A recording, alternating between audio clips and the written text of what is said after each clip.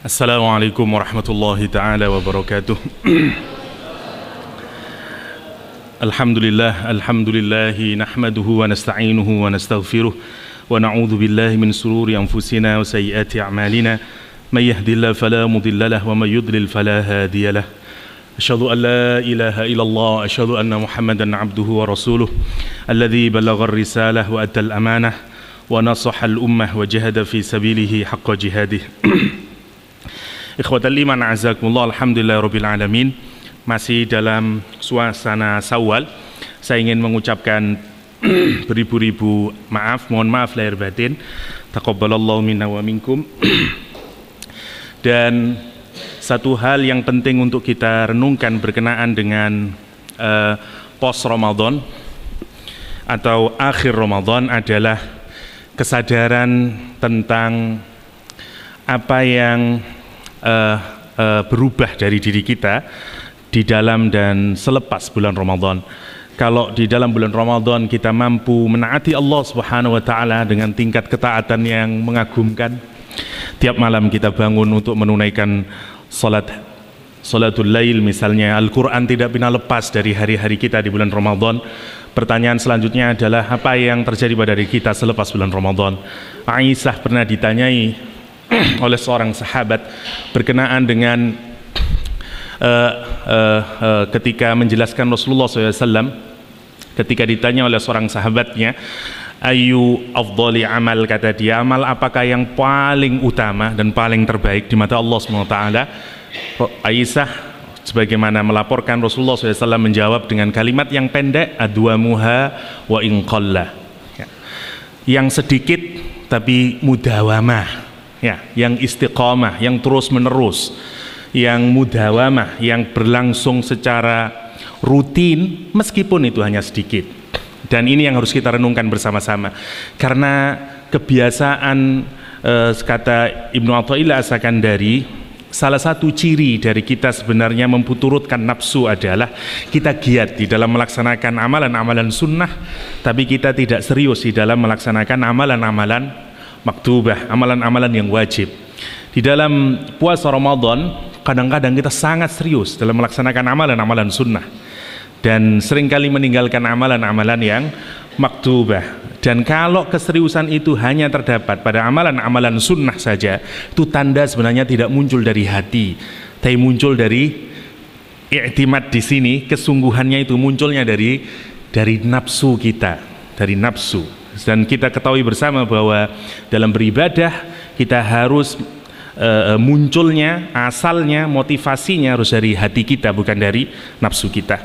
Itu yang awal. Insya Allah hari ini kita akan membahas, seingat saya pertemuan terakhir surat Al-Asr, hari ini berarti kita membahas surat Al-Humazah insya Allah, karena Al-Qadar dulu kita lompati karena di bulan Ramadan kita start dari surat Al-Adiyat, dan hari ini insya Allah kalau saya tidak keliru kita masuk di surat Al-Humazah. Surat Al-Humazah adalah salah satu surat yang kalau kita melihat posisinya setelah surat Al-Asr, Al-Asr membicarakan tentang kerugian manusia, kalau dia tidak beriman dan dia tidak beramal saleh. Di surat Al-Humazah Allah menggambarkan secara figuratif dan demonstratif bentuk kerugian orang. Salah satu bentuk kerugian orang yang diakibatkan, kalau kita lihat, karena dia menyakiti orang lain, yang pertama. Yang kedua, sumber dari nyakitin orang lain itu sebenarnya ujung-ujungnya karena dia cinta terhadap dunia ini. Sebelum masuk ke sana, saya ingin bercerita tentang salah seorang sahabat Nabi yang terkenal zuhudnya, yang bagaimana kalau kita nanti melihatnya mestinya kita juga tertarik untuk meneladani beliau sebagai seorang yang zahid. Namanya Abu Darda. Kita ketahui semuanya namanya Abu Darda. Abu Darda memiliki istri yang biasanya dikenal dalam tarikh dengan Ummu Darda, yang menjadi salah seorang muslimah scholar. Ada buku menarik sekarang ini dikarang oleh salah seorang profesor di Oxford yang mengarang tentang muslimah yang menjadi ulama-ulama besar dalam sejarah Islam. Salah satu di buku jilid pertamanya dia tulis adalah Ummu Darda. Ummu Darda yang dulu membuka pengajian di masjid di Damaskus sekarang, di Syam, di Syria hari ini ya. Muridnya sampai 200 lebih sampai 300 orang yang berguru kepada Ummu Darda. Ummu Darda ini adalah istri dari Abu Darda. Sebagaimana kita ketahui bersama, bahkan tidak hanya di dalam masa Islam, sebelum masa Islam, tradisi orang Arab adalah memiliki saudara. Jadi kayak kalau dalam sistem barat namanya sistem badis, orang dipersaudarakan satu sama lain, koncoplek istilahnya kayak gitu. Abu Darda ini punya teman sangat dekat namanya Abdullah ibnu Rawahah, teman sangat dekat. Abdullah ibnu Rawahah sudah masuk Islam terlebih dahulu. Ya, dia termasuk orang yang masuk Islam lebih dahulu. Sementara Abu Darda belum masuk Islam saat itu. Dan dia masih asik dengan idolnya, dengan sonamnya, dengan berhalanya. Suatu saat Abdullah ibnu Rawahah karena cintanya kepada Abu Darda, dia memasuki rumahnya sementara Abu Darda tidak ada di dalamnya. Dia tanya sama istrinya, bolehkah aku masuk? Kata dia, silahkan aja masuk. Dan dia masuk ke dalamnya. Yang dia tuju satu, dia langsung masuk ke kamarnya Abu Darda, di mana Abu Darda menyimpan Tuhannya yang tiap hari dia kasih minyak wangi dan dia sembah ya. Apa yang dia lakukan? Dia hancurkan itu semuanya, dia hancurkan Tuhannya Abu Darda ya. Dan sementara istrinya Abu Darda tidak mengetahui apa yang dilakukan oleh Ummu Darda, oleh Abdullah ibnu Rawahah. Setelah selesai dihancurkan, dia bilang, ala kullu ma yud'ama Allahi batil. Ketahuilah sesungguhnya apa saja yang disembah selain Allah SWT adalah batil. Apa saja yang dicari selain Allah SWT adalah batil, kata dia. Ala kullu ma yud'a ma'allahi batil, kata dia. Apa saja yang disembah bersama Allah, kalau you mensyarikatkan selain syirik, berbuat syirik kepada Allah SWT, itu semuanya adalah batil. Ala kullu ma yud'a ma'allahi batil. Setelah selesai, dakhaltu Ummu Darda. Ummu Darda masuk ilal hujrah, kepada kamarnya suaminya Abu Darda. Tidak tahu dia kalau Tuhannya sudah hancur. Begitu dia masuk dan melihat Tuhannya hancur, apa yang dia lakukan? Ahlakatni ya ibnu Rawahah, engkau menghancurkan aku wahai Abdullah ibnu Rawahah. Karena dia sangat takut. Karena kenapa? Karena dia tahu Abu Darda sangat menghormati Tuhan palsunya ini. Begitu dihancurkan, dia melihat ahlakatni ya ibnu Rawahah, kata dia. Dan dia terus menangis di samping pintu kamar Abu Darda sampai suaminya masuk. Begitu sudah kelihatan wajah sedihnya dari istrinya, wa alamatul khaufi minhu ya, kelihatan badiyatan ala wajiha, kelihatan sekali wajah murung istrinya yang berada di depan kamarnya.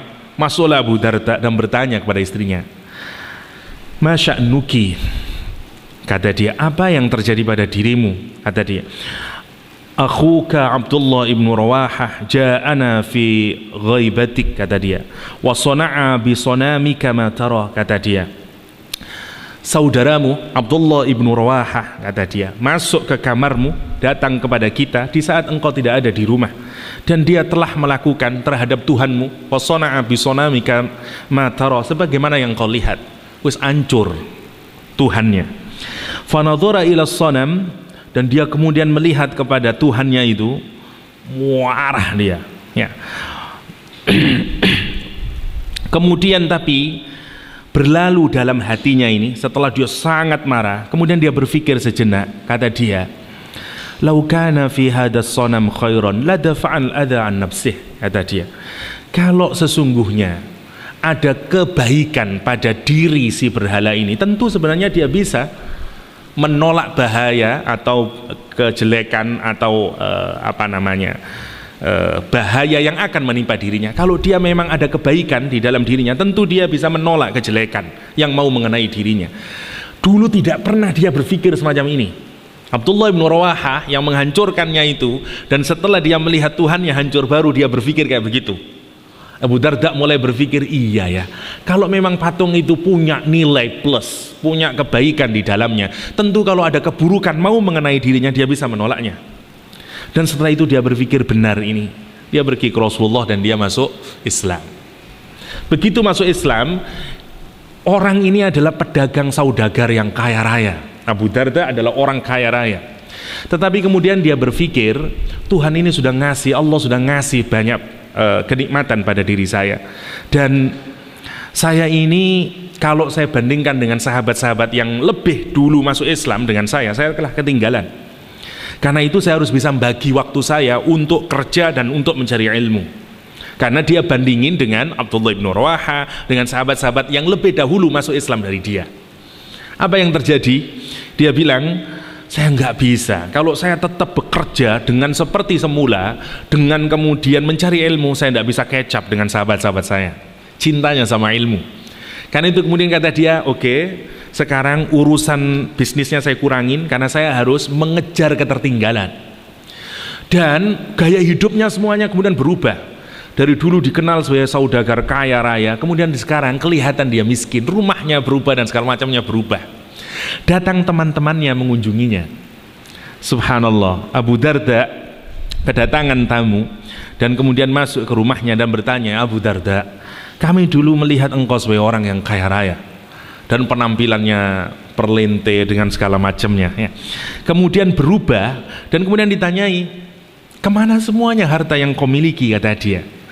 Jawaban Abu Darda, subhanallah, menarik untuk kita renungkan bersama-sama. Kata Abu Darda, aku sedang membangun rumah dan rumahku itu jauh. Semua hartaku sekarang aku kirimkan ke sana. Aku beli gentengnya, kapurnya, semennya dan segala macam. Semua harta saya kirimkan ke sana. Dan nanti kalau saya pindah ke rumah yang sana itu butuh perjalanan yang sangat jauh. Karena itu aku tidak kepingin bawa banyak-banyak beban lah. Nanti kalau saya mati, nanti kalau saya mau pergi ke sana, saya tidak mau beban saya banyak. Subhanallah, setelah selesai ngomong begini, Abu Darda bilang kepada orang yang menanya, kamu ngerti apa yang saya maksud? Apa yang dimaksud oleh Abu Darda? Rumah dia di akhirat, rumah abadi kita. Karena sebenarnya alamat rumah asli kita itu adalah nanti di akhirat. Kita ini semuanya temporary, ya, temporary resident. Bahwa alamat KTP kita ini yang sementara, warga Indonesia itu sementara. Yang asli nanti warga neraka atau warga surga. Itu yang asli dan itu permanen residen. Dzalika darul khulud. Ya, wa annal akhirata hiya darul qarar. Kata Al-Qur'anul Karim. Karena dunia ini adalah temporer. Berapa lama orang hidup di dunia? Kalau ada batasnya artinya temporer. Ada orang 60 tahun, 70 tahun, 45 tahun, itu temporer. Makanya jangan mengata umamun di sana rumah kita, sebagaimana Abu Darda. Terakhir subhanallah, Abu Darda ketika terkenal dia sebagaimana zuhudnya, dia bertemu dengan teman lamanya yang sudah lama tidak bertemu, yaitu Umar ibn Khattab. Pada Umar ibn Khattab, Umar ibn Khattab datang ke Damaskus malam-malam dan berkunjung ke rumah sahabatnya. Ini udah lama, udah puluhan tahun tidak bertemu, dan kemudian bertemu dua orang sahabat Rasulullah SAW, Umar ibn Khattab dan Abu Darda. Dan kemudian di malam hari itu tidak ada lampu rumah yang menerangi rumah Abu Darda, sahabat Rasulullah yang mulia. Rumahnya tidak memiliki lampu malam hari. Dan dingin, tidak cukup karpet untuk tempat duduk bagi mereka berdua, sehingga ketika tangan Umar bin Khattab mencoba meraih, kelihatan tangannya merasakan rasa dinginnya, sehingga dia tahu, duh kurang sekali ini, karpetnya tidak cukup. Dia memberikan sebagian karpetnya untuk saya, sementara dia kedinginan dan segala macamnya. Kemudian muncul pertanyaan pada Umar bin Khattab kepada Abu Darda. Kata Umar bin Khattab, maukah engkau aku berikan ya sekedar mungkin charity dari Baitul Mal sehingga kehidupanmu sedikit berubah? Ya, subhanallah, dua orang ini. Apa katanya Abu Darda?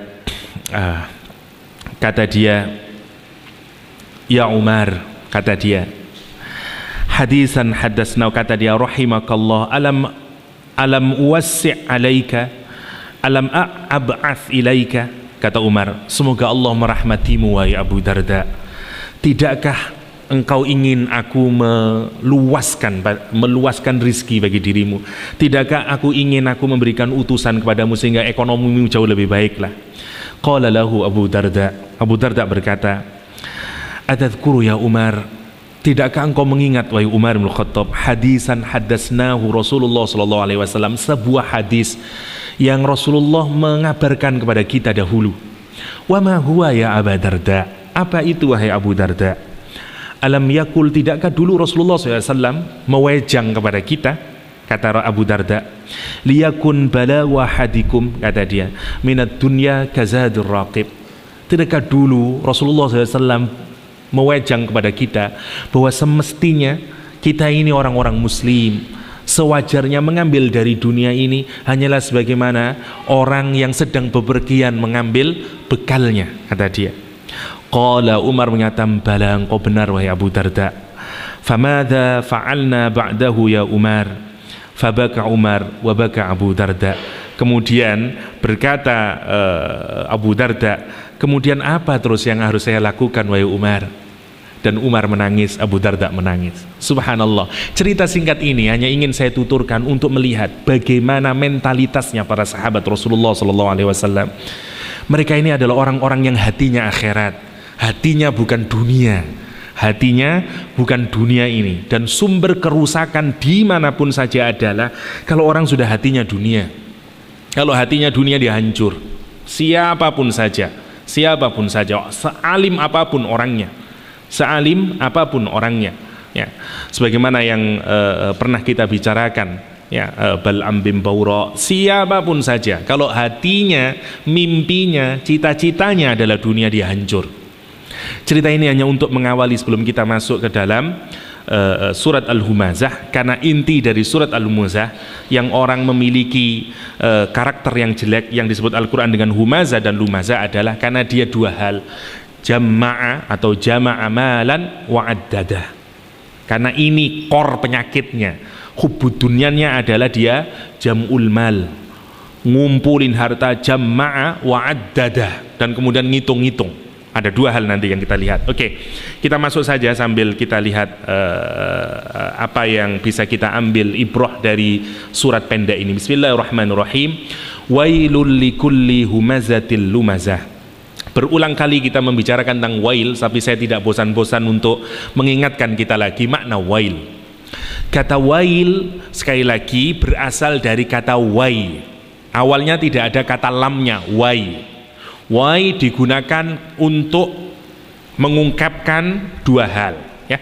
Satu, lita'assuf, kalau orang sangat marah, frustasi, upset, kesel banget, namanya lita'assuf.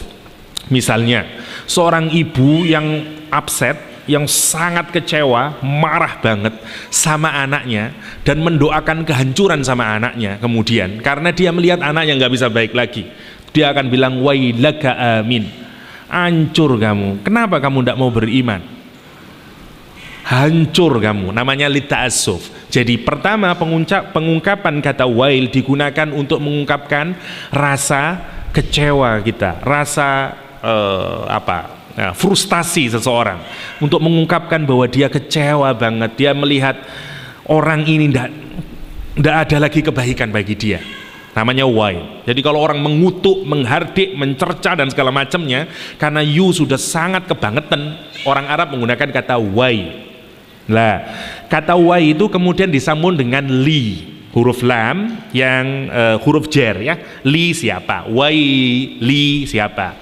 Waili, karena orang sering, ya, namanya orang sering ngumpat, apalagi dulu sebelum masa Islam, orang sering ngumpat, kamu segala macamnya, karena terlalu sering dipakai dalam bahasa Arab. Kemudian kalimat ini difuskan, digabungkan menjadi wailun, meskipun awalnya dari kata wai, dan kemudian menjadi satu kata yang sudah umum sekarang menjadi kata wailun. Oke. Wailun, maka ungkapan yang pertama adalah ditujukan untuk melihat orang lain. Wailun, Saya pernah membicarakan di sini bahwa pada awalnya kata wailun digunakan untuk mencerca orang lain, ya, menghinakan orang lain, mendoakan kehancuran bagi orang lain dan segala macamnya. Namanya lita'assuf. Yang kedua, kata wail itu digunakan untuk lil hasrah. Kalau kita amat sangat sedih banget, ya, itu juga menggunakan kata wail. Tapi kita sedihnya itu terhadap sesuatu yang tidak bisa kita benahi lagi. Jadi dua maknanya wail. Yang pertama, kalau kita sangat kecewa, sedih untuk menghardi orang lain, menghinakan orang lain, kehancuran orang lain. Yang kedua lil hasrah. Lil hasrah itu kita pernah melakukan kesalahan, kemudian kita regret, kita sangat menyesal banget, tetapi apa yang kita sesalin itu tidak bisa kita benahin lagi. Kayak orang perilakunya jelek, kemudian ditalak suaminya sampai talak 3, gak ada lagi, kembali lagi, gak bisa menikah lagi. Namanya wail. Saya kecewa, saya masih cinta sama dia, tapi gak bisa lagi karena udah ditalak 3. Ya, udah habis misalnya, itu namanya wail. Atau kita pernah melakukan kesalahan sama seseorang, orang itu mati dan kita belum minta maaf, dan kita ya Allah kulo kuata salah tiang niku, saya belum minta maaf, dan kita kecewa, tapi kecewa yang tidak bisa dibenain lagi, namanya wail. Maka wail itu mengindikasikan dua hal. Satu, orang kecewa yang tidak akan mendapatkan kebaikan lagi. Kalau kita sedang kecewa, sedang menyesal sesal-sesalnya, tapi sesuatu itu tidak bisa kita benain lagi, di mana itu biasanya terjadi? Di akhirat. Tidak mungkin di dunia, karena penyesalan apapun di sini masih bisa diperbaiki sepanjang kita mau memperbaikinya. Nggak ada penyesalan yang tidak bisa diperbaiki di dunia ini. Itu makna kata wail, ya. Dalam konteks Al-Quranul Karim, mari kita lihat. Kalau makna yang pertama dari kata wail tadi, lita'assuf, digunakan untuk orang mencerca orang lain, mengkondem orang lain, menghinakan orang lain, ngumpat orang lain, saking marahnya dia, hancur awakmu. Sekarang saya tanya, siapa yang mengungkapkan kata wail di sini? Siapa yang ngomong wail itu siapa di ayat ini? Allah SWT. Sekarang bayangkan, yang getem-getem, ya, yang sangat frustasi, katakanlah bukan frustasi lah, yang sangat upset, marah, yang sangat kecewa, yang sangat mau mengatakan hancur awakmu. Siapa itu? Allah Subhanahu wa taala. Bukan lagi sembarang orang, bukan manusia atas manusia. Kalau guru kita kecewa, kita sudah sangat hancur hidup saya. Ya. Kalau orang tua sampean kecewa terhadap Anda sebagai anaknya, aku semua ambil awakmu, ndak gelem aku duwe anak awakmu. Ya apa batin kita? Hancur. Bayangin, sakit banget. Ini kalau suami Anda kemudian bilang kepada istrinya, "Wis aku moh awakmu. Gak katene aku gelemane. Muga-muga rusak kon." Gimana hati istrinya? Hancur. Sekarang bayangkan, bukan orang tua, bukan suami pasangan Anda, tapi ini Allah Subhanahu wa taala yang memiliki Anda. Yang nasib kita tergantung pada Allah Subhanahu wa taala. Keridhaan, kebahagiaan, kesengsaraan hidup kita tergantung dari Allah Subhanahu wa taala. Yang nanti nasib kita di dunia masuk neraka atau masuk surga tergantung dari Allah Subhanahu wa taala. Dan Allah bilang wail. Cukup ayat ini kalau kita merenungkan dengan iman, gemeter dan takut kita. Kenapa? Karena yang bilang Allah. Yang ngomong kayak begini, yang bilang hancur kamu, itu Allah. Sekarang itu yang harus masuk di dalam batin kita. Ya Allah, ini amat sangat powerful kata ini. Oke, karena itu Allah menggunakan kata wail. Karena ini bukan sembarang, karena di makna yang pertama ta'assuf, untuk menekan ta'assuf. Dan yang kedua, kalau kita sudah masuk dalam kategori yang nanti wail ini gak bisa dibenain lagi, gak bisa lagi, cuman menyesal. Dan yang kita bilang cuman ya laitani kuntu turaba, cuman kayak begitu doang, gak bisa lagi. Ini yang harus kita renungkan. Yang pertama dari kata wail. Yang kedua, para ulama tafsir merenungkan Al-Quran mengapa menggunakan kata wailun, karena semestinya juga bisa dibaca dengan bacaan wailan. Kenapa kok wailun, kok ndak wailan? Nah, ini urusannya orang-orang tafsir. Tapi maknanya begini, kalau digunakan di mahal rofa, indikasinya kalimatnya ini posisinya berarti jumlahnya jumlah ismiyah. Kalau dipakai nasab, kalau bunyinya wailan, saya tidak menjelaskan secara detail, tapi simpelnya saja karena yang dibutuhkan maknanya, indikasinya nanti bentuknya adalah jumlah fi'liyah, dan jumlah fi'liyah itu berimplikasi terhadap makna yang sifatnya sementara. Saya jelaskan dulu. Kalau saya bilang saya sedang mencintaimu, kapan saya mencintai berarti? Sekarang. Jangan GR nanti 10 tahun lagi saya cinta, bisa berubah jadi benci. Karena saya bilang saya sedang mencintaimu hari ini. Meneh mana? Tapi kalau saya bilang saya pecintamu. Wah, kalau saya bilang saya pecintamu, kapan saya mencintai? Dulu, sekarang, dan nanti. Karena saya bilang pecinta. Saya orang yang mencintaimu terus menerus. Namanya kata benda, pecinta. Tapi kalau saya bilang saya mencintaimu, kapan mas? Hari ini. Ya. Atau saya bilang I loved you, dikasih ed belakangnya, I loved you. Wah, kita senang. Biyen aku seneng awakmu. Saiki bukan I love you, I loved you. Ya, dikasih ed belakangnya. Saya cinta awakmu tapi biyen. Saiki wis ndak misalnya. Semua yang ada kata kerja, terikat oleh waktu. Nah, artinya sesuatu yang terikat oleh waktu sementara. Nah, kata benda tidak terikat oleh waktu. Ya, kata benda tidak terikat oleh waktu. Isim tidak terikat oleh waktu. Karena yang ngikutin zaman itu cuman fi'il. Ada zaman mustakbal, zaman madi, itu ada pada fi'il. Isim tidak punya zaman, karena itu maknanya selama-lamanya. Maksudnya Al-Quran menggunakan kata wailun, maksudnya jangan dipikir kehancuran ini sementara, jangan dikira wail ini bersifat sementara. No, ini akan berlangsung terus menerus. Itu maksudnya Al-Quran. Karena itu Al-Quran menggunakan kata wailun, dan itu indahnya Al-Quran. Huruf un itu saja itu sudah mengandung makna.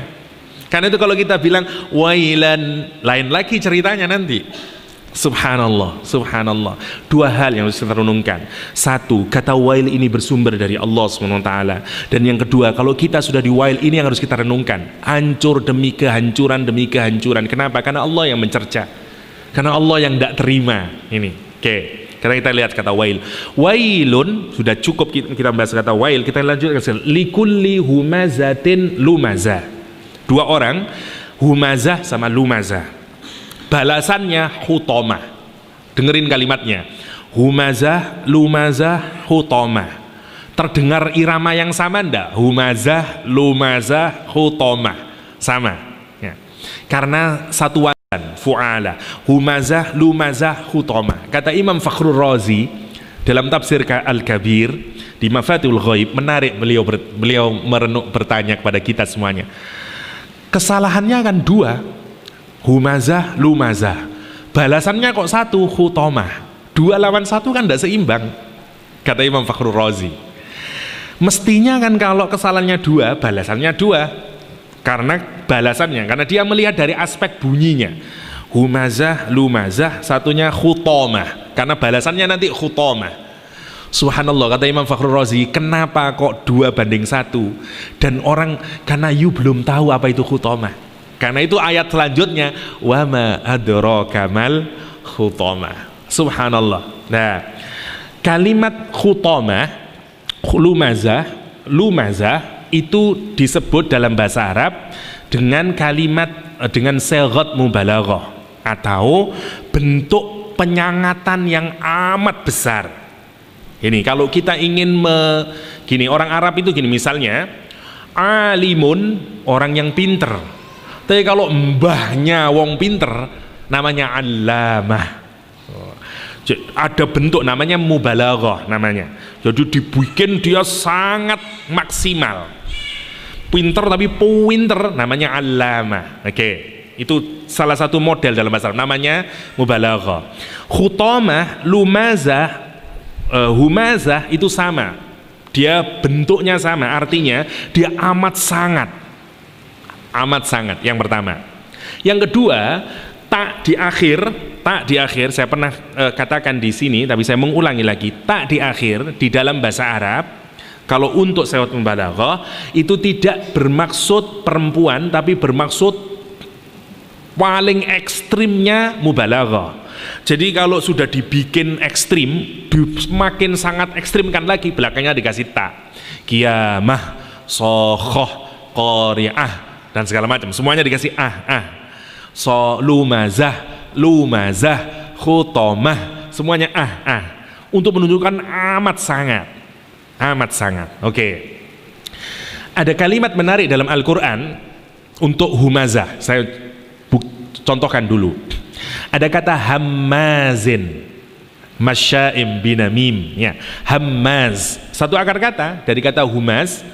Ada humazah, ada hammaz. Apa bedanya? Hammaz ini juga keterlaluan, nyerca orang, ngumpat orang, keterlaluan. Bedanya begini, kalau hammaz itu profesional, gini, tukang roti, ya, khobis itu tukang roti. Tapi kalau dia jagonya bikin roti, profesional, dia namanya hubbaz. Fasik itu orang melakukan maksiat. Tapi kalau dia profesional fasiknya, ya, jadi pencuri itu fasik. Tapi kalau profesional thief, jagoan nyuri sampai tidak ketahuan, namanya fusak. Ya, fusak. Hammaz ini adalah profesional ngumpat, nyerca orang lain, ngodar kesalahan orang lain, tapi dia profesional. Nah, siapa itu? Kalau di dalam tafsir Ibnu Katsir misalnya, atau di tafsir-tafsir yang lain dijelaskan, contohnya dua orang zaman dahulu, satu Walid bin Mughirah sama Ahnas bin Syurek. Ada orang itu sing jago kalau disuruh cari kesalahan orang lain. Wonten apa mboten ngoten? Wonten tiang ngoten ngoten. Polek dekne ngomong mesti nyelenting nyakitin orang. Namanya hammaz. Oke. Loh, apa bedanya dengan humazah? Katanya humazah itu bentuk paling tinggi. Bedanya kalau humazah dia menjalanin kegiatan itu banyak kali meskipun tidak profesional. Jeleknya terus meskipun tidak profesional, tapi banyak melaksanakannya. Namanya humazah. Maksudnya apa? Kita ini mau profesional atau tidak profesional, kalau nyakitin orang lain, kita terancam dengan wail. Itu maksudnya. Kalau hammazin itu udah pasti, dan itu levelnya profesional. Sama beginilah. Ada komedian, ada orang yang ngelucu.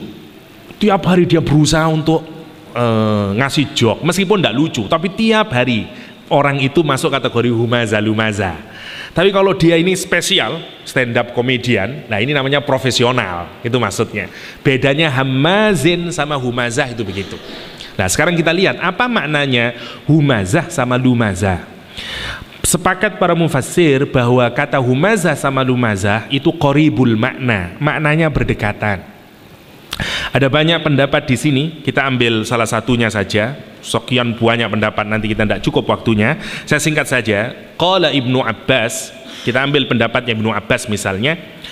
Al-humazah menurut Ibnu Abbas adalah al-mughtab, orang yang menghibah orang lain, yang menjelek-jelekkan orang lain, mengungkapkan aib orang lain di saat orang lain tidak ada di tempat. Namanya ghibah. Titik-titik opo saja orang ini yang diomong kejelekan orang lain terus saja waktu orangnya nggak ada. Namanya humazah. Hati-hati. Al-Quran menganggap kalau orang itu menghibah saudaranya sama muslim sama dengan apa? Makan daging saudaranya. Nanti balasannya orang yang memakan daging saudaranya di dunia, dagingnya juga dimakan oleh api. Dan itu yang disebut Al-Quran. Nanti apinya itu makan dagingnya, bonnya, terus sampai ke sini. Ada kata yang menarik, saya lupa, sebelum saya lupa. Khutamah, lumazah sama humazah itu di dalamnya maknanya sama, yaitu memecah atau mematahkan, kasaro atau memecah, menarik. Apa kalau humazah sama lumazah, apa yang dipecah? Hatinya orang. Itu seperti nyakitin. Khutomah nanti balasannya juga memecah. Kalau ada kayu yang kering atau daun yang kering, kemudian kita menginjaknya, bunyi krak, hancur, namanya khutom dalam bahasa Arab. Jadi khutomah itu kayak begitu, khutom. Balasannya nanti nerakanya. Yang ini menarik karena nanti balasannya sebanding dengan apa yang dia perbuat. Karena dia merobek hati seseorang, dia nyakitin hati seseorang, dia menghancur leburkan hati seseorang, namanya humazah. Jadi orang berbuat ketika tidak berada di depannya. Sementara lumazah adalah al-ayyab, orang yang membuka aib seseorang di depannya dengan min qaulin au isyaratin au fi'lin. Ya, dengan omongan atau dengan isyarat atau dengan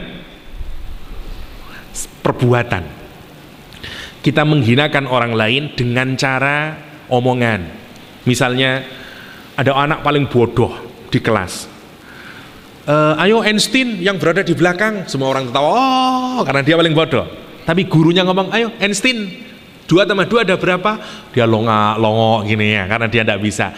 Itu juga masuk lumazah. Artinya kita membuka aib orang lain, jelek-jelekin orang lain dengan cara omongan. Bisa dengan isyarat, dengan macam-macam. Itu namanya lumazah.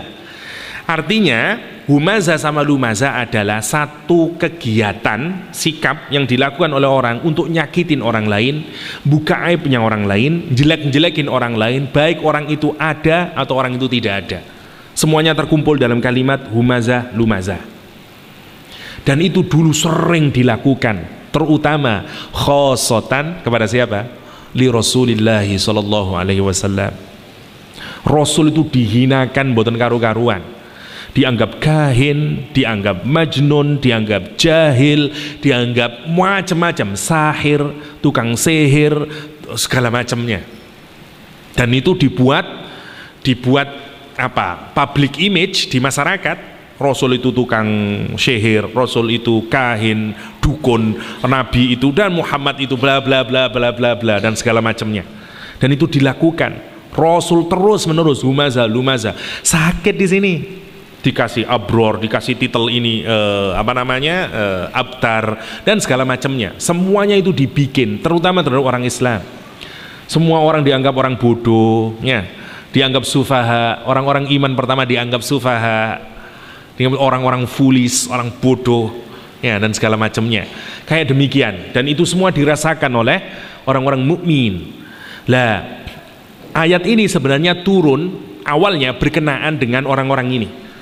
Sebagian Ibnu Katsir misalnya merujuk kepada Ahnas bin Syurek, ada yang merujuk kepada Walid bin Mughirah. Ayat ini awalnya turun dengan sikapnya orang ini yang ngumpat, mencela kepada orang mukmin, kepada Rasulullah SAW.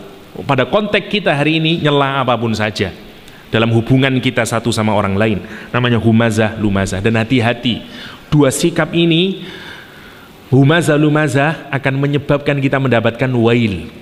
Dan makna wail paling terakhir selain yang dua tadi, ta'assub sama hasra, adalah wadi min jahannam, satu lembah di dalam neraka jahannam yang pernah kita bahas itu, yang bahkan neraka jahannam sendiri minta perlindungan kepada Allah SWT dari apa?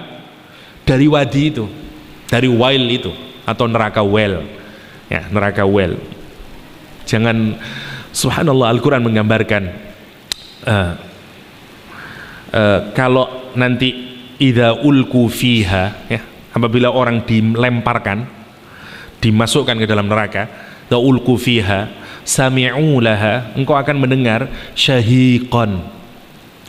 Syahik itu seperti begini. Syahik itu artinya menyedot sebenarnya. Kayak orang ambekan, ya, inhale, itu namanya syahik. Lah, neraka itu para ahli tafsir membedakan maknanya jadi dua. Satu, nah, nyedote itu kayak orang ambekan gede. Kalau Anda ditindih dengan beban lagi, terus karena beban lagi. Neraka itu setiap dimasukin orang lagi, makin lagi, dia ambekan. Awalnya syaik itu adalah suara hewan yang kita tunggangin karena berat. Suara keledai karena beratan, atau kambing atau apa ngos-ngosan, itu namanya sahik. Oke. Dipakai oleh Al-Qur'an untuk menggambarkan neraka. Neraka itu kalau kemasukan orang, dia marah. Dia bahkan mencapik-capik dirinya. Gregeten, tahu gregeten? Kalau gregeten ini, kalau kita lihat bayi yang lucu, kita gregeten. Tak cubit kan ya? Itu namanya gregeten. Gregeten yang positif. Oke. Ada gregeten yang negatif. Orang tua, nanti kalau sampean sudah punya anak yang kecil itu, 1 tahun, 2 tahun lucu, nanti mulai 3 tahun, mulai ada gregetinnya. Disuruh ndak nurut dan segala macam. Itu gregeten orang tua. Tak pecel lah kan ya, misalnya kayak gitu. Ada gregetannya. Lah, Al-Qur'an itu menggambarkan neraka juga gregeten. Takadu tamayyazu minal ghaid. Hampir saja tamayyaz itu mencabik-cabik, memisahkan dirinya. Neraka itu kayak seakan mau nyabik-nyabik dirinya. Kenapa? Minal ghaid. Marah dalam bahasa Arab itu ada 2. Ghadab itu marah, seperti hafalan jenengan ya. La taghdab walakal jannah. Ghadab itu marah, tapi marah puncaknya marah namanya ghaid. Jadi neraka itu setiap kemasukan dia marah, gregeten, kan gua blok kira-kira kayak gitu, sampai melebu di sini dan dia mau mencapik-capik dirinya saking marahnya. Nah, dalam Al-Qur'an digambarkan kalau dimasukkan dia ambekan. Kayak ada suaranya. Dulu dipakai kalau orang ngendarai keledai, terus keluar suaranya karena bebani. Makanya dulu kenapa Al-Qur'an menggambarkan itu? Agar kita ini selalu ingat terhadap neraka, terhadap surga. Nanti kalau misalnya naik kuda atau naik keledai atau naik unta, dengar suara, ya Allah, syahikon, maksudnya gitu. Kalau sekarang naik mobil, ya mobil waktu ngerem, nyit, syahikon, ya kira-kira kayak gitu. Itu yang harus ada di kepala kita. Bahwa setiap ada yang masuk itu syahikon. Yang pertama maknanya. Yang kedua makna syahikon itu seperti orang inhale, ya, bernafas itu, ditarik cepet-cepet oleh neraka itu. Lah biasanya orang narik itu keluar suara. Kalau sampai nyeruput teh manis tuh pagi-pagi, nah kayak begitu. Neraka itu menseruput, menseruput manusia ini, namanya syahikon. Jadi lah kalau orang menanak, ya, misalnya sampean menanak kacang hijau, bludak-bludak itu, kacangnya udah hancur semuanya. Kalau ada kacang yang baru, biasanya bludak lagi atau enggak? Nunggu waktu dulu, ya, baru kemudian lagi bludak-bludak lagi airnya. Awalnya enggak, kalau kita menambahin orang lagi, berhenti dia sebentar, terus kemudian gini. Al-Qur'an juga menggambarkan yang sama. Jadi neraka itu dimasukin, blek, diseruput dia, bergelegak dia, marah setannya, tapi tidak butuh waktu lama untuk bergolak lagi. Wahia tafur, fauron, apa artinya fauron? Quick, cepat, fauron, immediately, tiba-tiba, fauron dalam bahasa Arab. Tafur dari kata fauron, wahia tafur. Jadi begitu dimasukin pleng, langsung ini bergolak lagi. Jadi seperti didih air itu. Makanya bagi ibu-ibu kalau didih air, terus airnya bergolak, keluar suara nging, syahiqaw wa hiya tafur. Ingatin itu. Jadi sambil gini, idza ulqu fiha sami'u laha syahiqaw wa hiya tafur. Ya, nging. Itu gambarannya ke sana. Gambarannya. Kenapa sih digambarkan sedemikian grafis? Agar neraka itu ada di dalam bayangan kita.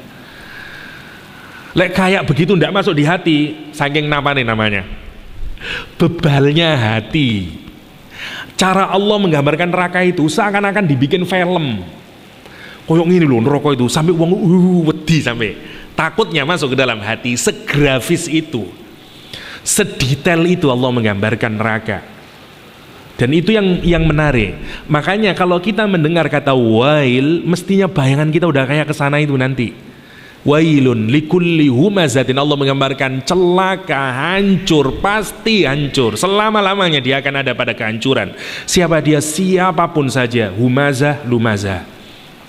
Nah, Pada konteks sekarang ini mungkin harus kita lebarkan, tidak hanya orang mencerca Rasulullah sebagaimana kasus awalnya kisah ini, tapi siapapun saja, jangan nyakitin orang lain. Terutama dulu kasusnya adalah mereka menyakiti kaum mustad'afin, ketika orang-orang Islam tidak pada posisi yang kuat dan dia tidak bisa menebalik.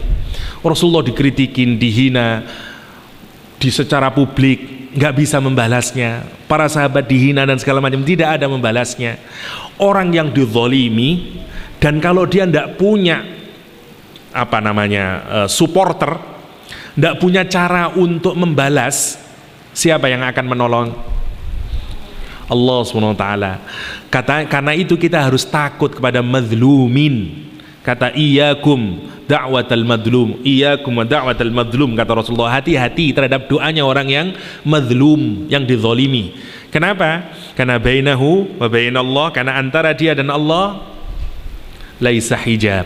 Ya, enggak ada hijab antara dia dan Allah Subhanahu wa taala. Allah seakan-akan pasang badan sama orang yang dizalimin, hatta orang kafir. Hatta orang kafir. Kalau orang dizalimin, kalau kita berbuat zalim kepada seseorang, hati-hati.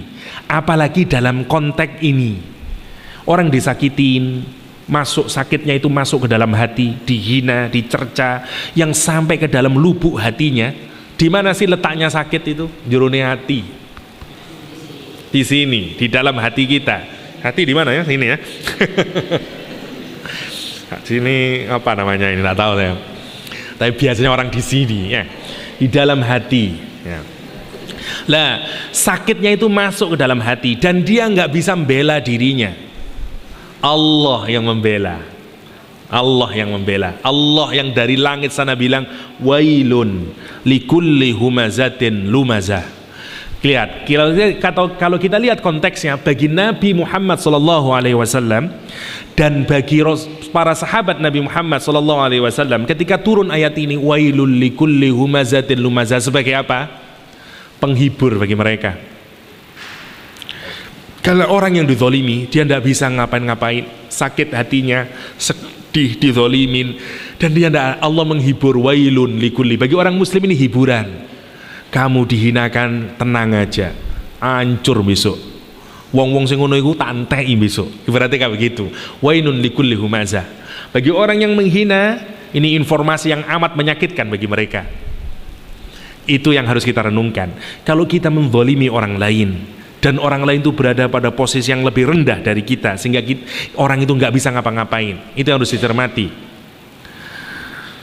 Pembantu dengan pemilik rumah, seringkali humazah-lumazah terjadi. Bos dengan anak buahnya, humazah-lumazah seringkali terjadi. Guru dengan murid-muridnya, humazah-lumazah sering terjadi. Ayo sing kulite ireng niku maju. Siapa yang berani ngomong begitu? Guru, murid tidak mungkin. Meskipun gurunya hitam, Pak Guru yang hitam tidak berani.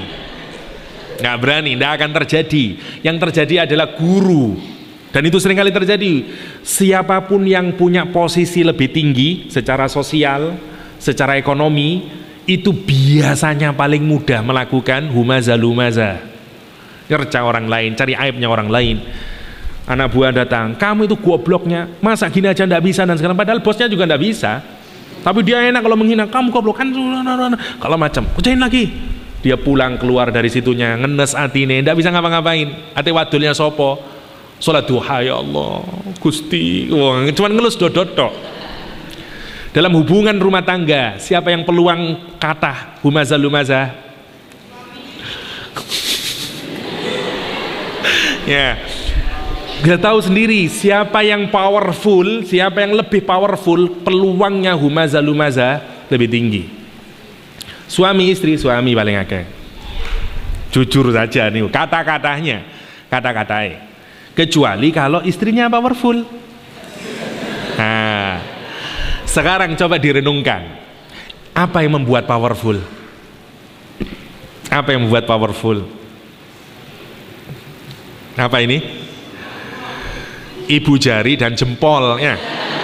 Ini uang ibu jari dan jempol ini. Ini bukti kalau semua cinta sama uang ya. Yang gini Ya, ini yang mari kita renungkan. Yang membuat orang menjadi kuat, menjadi powerful, kebanyakan di masyarakat manapun. Karena itu ayat keduanya, lihat, alladzi jama'a malan wa'addada. Subhanallah. Kalau kita renungkan bagaimana Allah, karena Allah yang nyiptain kita dan Allah tahu kecenderungan humaza lumaza. Karena lihat, suami istri, kita ambil singkat aja. Kalau istrinya tidak bekerja, kalau suaminya tidak bekerja, di rumah dia, istrinya yang bekerja, dia yang punya uang, siapa yang powerful? Istri. Siapa yang sering melakukan humaza lumaza? Bisa istri. Mosok mas ngene kok ndak iso amen niku anu kayak gitu. Sama suami juga gitu, karena dia powerful, karena dia punya uang. Karena dia yang jama'a malan wa'addada. Wa'addada, dan itu yang harus kita renungkan. Dimanapun saja, setiap hubungan ini yang paling powerful. Amerika itu powerful, tapi terhadap Hamas, terhadap kebrutalan Israel, dia tidak bisa ngapa-ngapain. Kenapa? Yang punya uang Yahudi masih ngomong HAM, masih ngomong demokrasi, ngomong apa Amerika. Kalau sudah berurusan dengan Israel, banci langsung. Kenapa? Karena yang pegang uang Yahudi. Semua kebijakan politik di Amerika Yahudi. Gimana ndak bisa punya uang mereka? Gak bisa. Kita ini mulai bangun tidur sampai tidur lagi, semuanya dikelilingin dengan Yahudi. Bangun tidur, minum dulu. Minumnya apa? Minumnya Ades. Bikinannya siapa? Coca-Cola. Coca-Cola miliknya siapa? Yahudi. Satu. Ya, terus habis minum. Habis itu terus itu. Nanti kalau Anda renungkan semuanya, mau sikat gigi, mau pakai Pepsodent, Ciptaden, Ciptaden segala macamnya miliknya Unilever, Inggris. Ujung-ujungnya Yahudi. Semuanya. Sampai nanti mau ndak ada semuanya. Susah banget. Susah banget karena mereka powerful dalam urusan dunia. Powerful dalam urusan dunia. Dan siapa yang powerful? Humaza lumaza. Dan paling enak humaza lumaza itu bagi orang yang berkaitan itu hati-hati. Dan karena setiap kita mesti punya power dalam tingkatan kita masing-masing, kakak terhadap adik, dan masing-masing kita mesti punya posisi di masing-masing. Karena itu hati-hati, jangan sampai kita humaza lumaza, terutama berkaitan dengan ekonomi. Dan harap diketahui, orang yang posisi ekonominya lebih rendah biasanya hatinya sensitif. Pembantu itu sensitif hatinya. Yang dibantu tuan rumahnya tidak sensitif. Saya pikir saya ngomong biasa, Pak. Pembantu ini wis nangis di kamar. Bapak ibunya yang punya rumah, dia merasa saya tidak salah apa-apa, saya ngomong gitu tok. Tapi kata-katanya itu nyakitin pembantunya. Kata pembantu itu sakit di sini. Ya. Kira-kira kayak begitu. Itu yang menarik. Dan ini yang harus kita renungkan. Seringkali kita nggak tahu, dan itu yang harus kita renungkan sekali lagi, karena ini apply kepada semua dari kita, karena masing-masing kita memiliki posisi, dan itu yang harus kita hati-hati, terutama kalau sudah berkaitan dengan power itu bisa dicapai melalui uang, ya, kebanyakan. Yang lain itu kecil, yang lain posisi tidak dicapai dengan uang itu sedikit sekali, apalagi kalau di masyarakat makin modern, uang yang paling menentukan. Ada harisma, tapi tidak banyak. Siapa yang punya harisma? Tidak banyak orang. Karena itu Allah berbicara terhadap sifat yang umum, yaitu uang. Lihat sekarang, alladzi, cirinya mereka itu yang biasa melakukan humaza lumaza, dia punya ciri apa? Jama'a malan wa'addada. Jamaah, bukan jamaah. Jamaah itu ada dua cara membacanya. Bisa dibaca jamaah, bisa diganti tasdid jamaah. Boleh, ada beberapa riwayat jama'a wa'addada. Jama'a artinya adalah mengumpulkan. Dia ini hidupnya fokusnya cuma satu, ngumpulin uang, ngumpulin terus. Yang pertama. Kalau jama'a maksudnya ngumpulin tanpa mikirin asalnya dari mana, kanan, kiri, depan, belakang, dia tidak ngurus. Yang penting ngumpul, yang penting terus. mentalnya adalah dia ngumpulin. Lah sekarang kita lihat kenapa Al-Quran menggunakan kata jamaah, karena hidup itu sebenarnya ngumpulin. Kalau kita renungkan, semuanya itu kita ini ngumpulin sebenarnya. Dari kecil kita lihat sekolah TK, SD, ngumpulin ilmu pengetahuan. Semuanya sebenarnya hidup kita itu kalau disingkat adalah we collecting something, apa saja. Sekarang motifnya, kalau orang dalam hidupnya itu intinya kalau disederhanakan, mari kita renungi masing-masing. Letak sederhana no uripku iku opo yo. Aku lho sing tak lakoni sedang apa saya? Sedang menabung ngumpulin akhirat, ngumpulin pahala di sisi Allah, ngumpulin jalan saya untuk diridhoi Allah, atau saya sedang ngapain dalam hidup ini? Atau sebenarnya saya ini ujungnya hanyalah untuk mencari uang? Saya tidak tahu sekarang Pak, tapi kalau menurungi SD, TK, SMP, SMA, kuliah, ujungnya ya kerja, isinya ya duit, jamaah amalan. Gelek bojo sing soge jamaah amalan. Semuanya. Makanya itu yang harus kita renungkan. Kalau kita hidup tujuannya mung cuman jamaah amalan, hati-hati. Jamaah amalan arahnya bisa humaza lumaza, dan Allah nggak seneng. Allah nggak seneng dengan orang yang cuman hidupnya ngumpulin dunia ini. Kenapa? Karena dunia itu kecil, nggak ada artinya apa-apa di mata Allah. Damat. Kalau kalau kita mil'ul ardi dhahaban wala wiftadabi, kalau seandainya kita bisa merensem, membayar Allah SWT nanti di hari kiamat dengan seluruh dunia ini, tapi Allah gambarin dunianya ini jadi emas lah. Kita ini mau dimasukin neraka oleh Allah SWT, kemudian kita punya harta, seluruh dunia ini harta kita, tapi tidak ada tumbuhannya, tidak ada apa, semuanya emas. Mislul ardi dhahaban, ya, sedunia ini emas, kemudian kita tukar, ya Allah, saya tolong dong, ini saya punya harta segini besarnya, saya tolong masukin surga. Nggak bisa. Lihat betapa nggak ada artinya dunia itu di mata Allah Subhanahu wa Ta'ala, di mata Allah Subhanahu wa Ta'ala, karena terlalu kecilnya dunia ini, terlalu kecilnya. Karena itu yang pertama, Al-Quran menggambarkan di ayat ini dengan kata jama' amalan untuk menunjukkan bahwa orang yang orientasinya hanya materialistik, dia orang yang tidak disayang oleh Allah SWT. Satu. Yang kedua, lihat, kalau orang ngumpulin terus menerus, mestinya dapat banyak harta atau dapat sedikit harta? Banyak harta, logika kita. Malan itu mufrad, jamaknya apa? Amwal jahidu bi amwalikum wa anfusikum. Amwal, harta-harta. Kenapa? Dia kan sudah mengumpulkan banyak kali. Kenapa Al-Quran kok menggunakan malan? Mesti kan jamaah amwalan. Kenapa?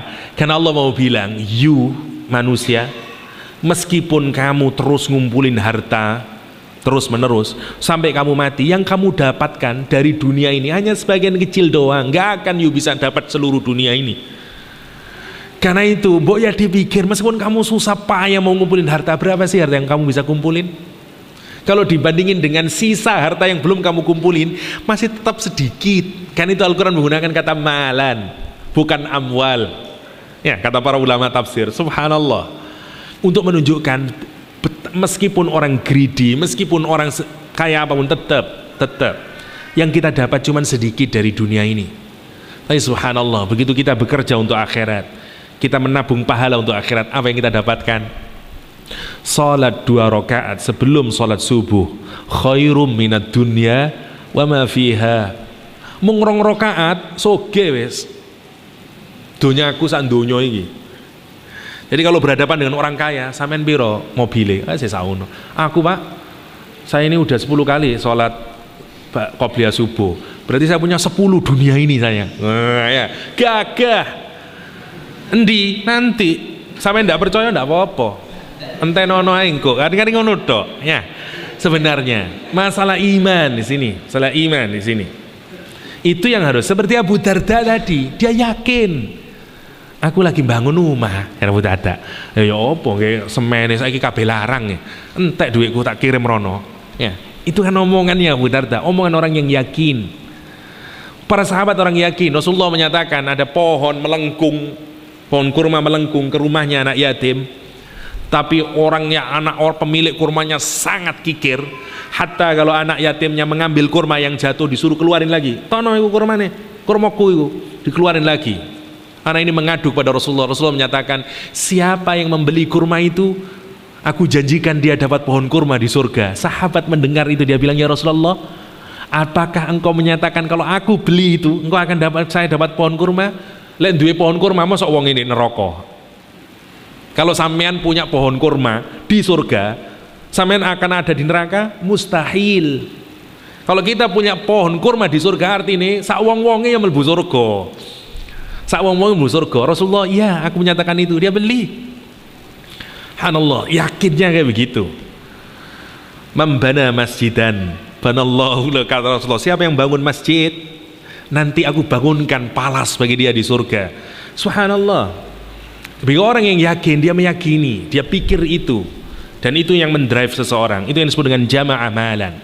Jama' amalan. Yang pertama, dia ngumpulin harta, orientasi hidupnya. Yang kedua, wa'ad-dadah. Untuk apa ngumpulin? Ad-dadah maknanya dua, ngitung-ngitung, dan itu kebiasaan. Yang paling banyak ngitung uang adalah orang yang banyak uang. Ngecek lagi, yang ini konnya di sini berapa, yang ini konnya di sini berapa, dan segala macam. Dia ngitung terus, hitung terus. Yang pertama. Yang kedua, ad-dadah maknanya adalah dia ngitung untuk persiapan masa depan. Sebagaimana ayat Al-Quran, wa'iddu lahum min qawam ila akhirih itu. Kalau ada waktu untuk peperangan, itu anak saya ya.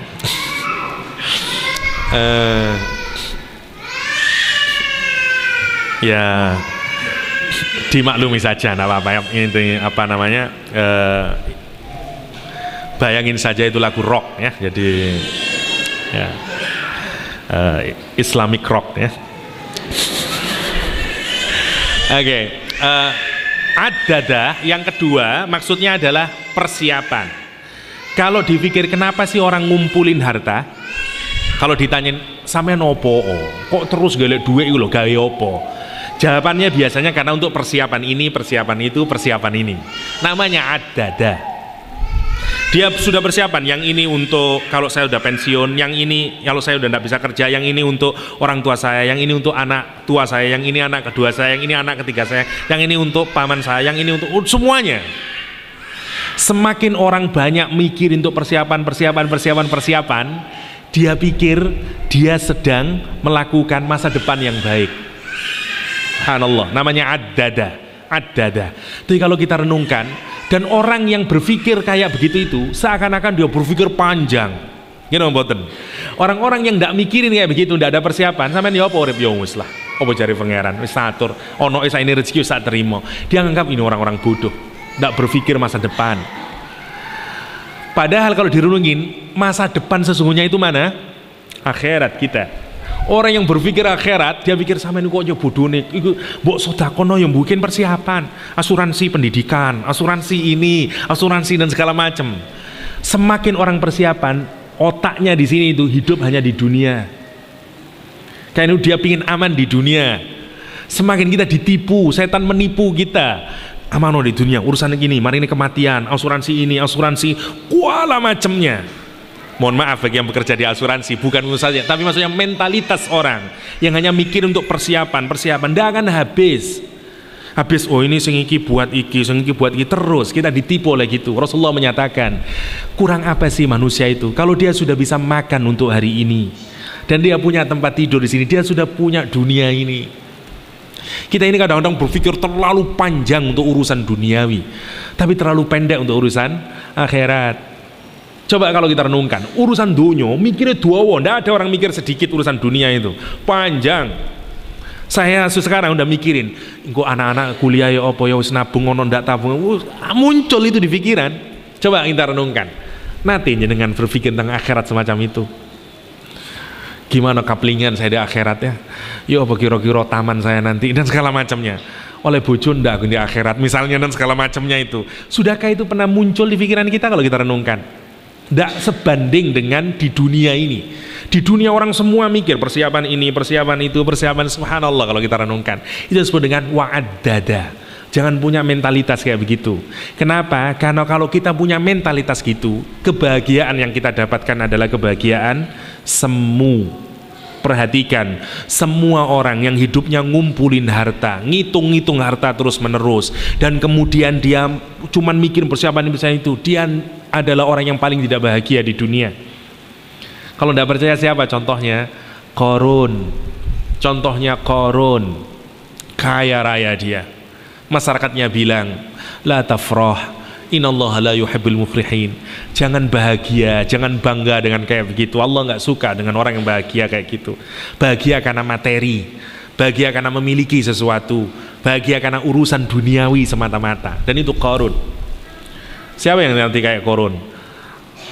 Fakhasafna bihi wa bidarihil arda fama kana lahu min fi'ati yansurunahu min dunillah wa ma kana minal muntasirin. Allah lumat Qarun dan hartanya serta rumahnya ke bumi, dalam bumi, dan dia tidak ada lagi satu kelompok pun yang bisa nolong dia kecuali Allah SWT, dan dia bukan termasuk orang yang bisa ditolong, kata Allah SWT. Qarun yang dia bilang semuanya ini dari saya, dari otak pikiran saya.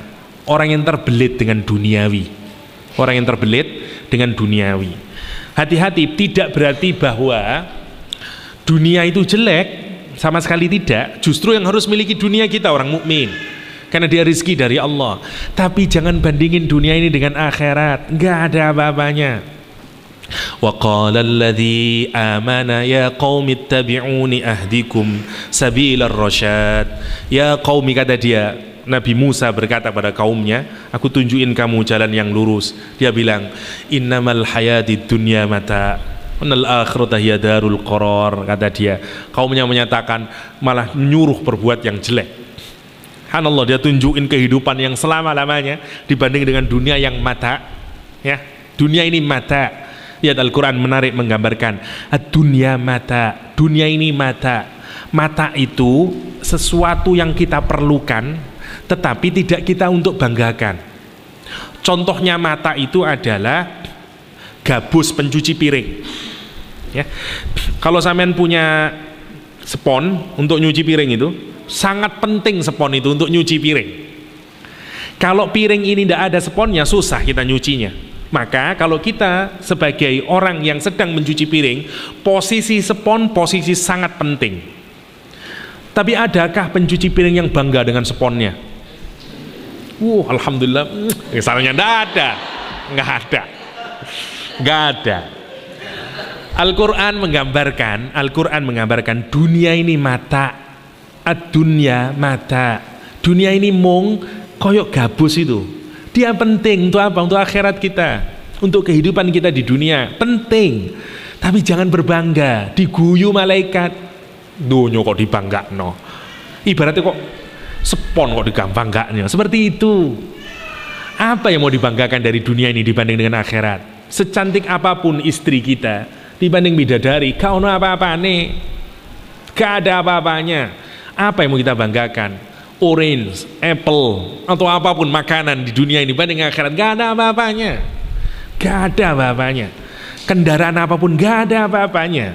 Karena itu kalau orang berbangga dengan dunia, lucu sekali bagi orang yang pikirannya akhirat, people of the akhirah, kalau dia mikir tentang surga, apa yang bisa dibanggakan dari dunia ini?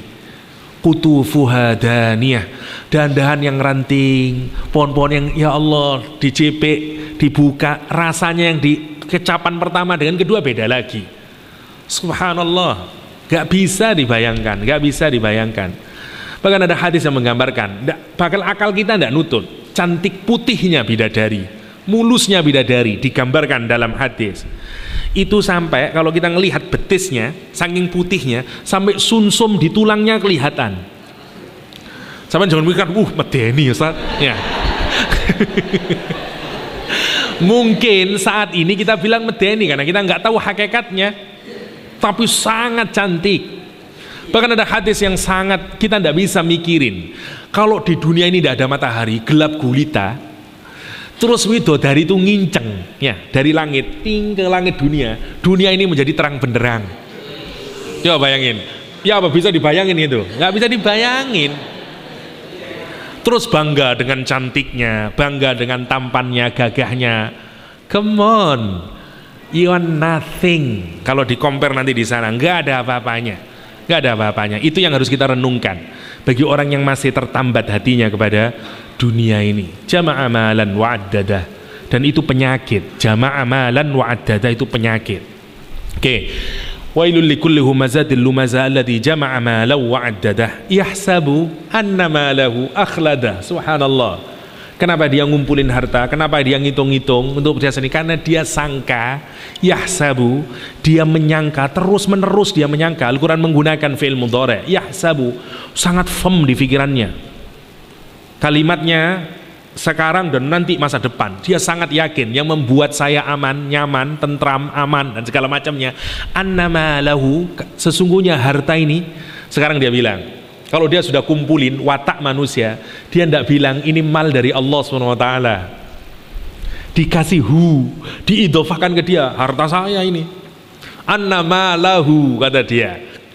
Dulu waktu ngumpulin dia belum jama'a amalan, dikumpulin, bukan jama'a malahu, tapi jama'a amalan masih. Ya, karena masih ngumpulin. Begitu sudah jadi milik dia, lihat posesifnya, urusan dengan harta benda. Uang itu urusan duit, ngeten. Ya, udah. Al-Quran menggambarkan yahsabu anna malahu, hartanya itu yang akhladahu, ngekalkan dia, membuat dia aman. Coba ada, bayangin penyakit stres, sumpek ke wong dan segala macam, bukan sumpek karena dia tidak bisa hidup hari ini. Sumpek dia mikirin minggu depan, bulan depan, tahun depan dan segala macamnya. Penyakitnya siapa itu? Justru orang-orang yang banyak uangnya.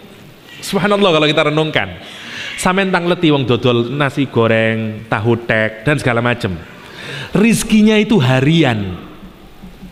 Tapi dia tidak pernah sumpek mikirin minggu ngarep, bulan ngarep, tahun ngarep, nggak pernah mikir. Ya, bayangin rizkinya itu ya hari itu, metu sore habis ikanin, nggak tahu saya dapat berapa nanti, wallahu a'lam bishawab. Bismillahirrahmanirrahim, dagang, wes pulang alhamdulillah dapat iki dek, ya. Sampai ada cerita tukang ojek sama istrinya ini ndak kona'ah, ya, ndak kona'ah. Dia datang hari pertama pulang bawa 50.000 dikasih ke istrinya. Kok 50.000 mas?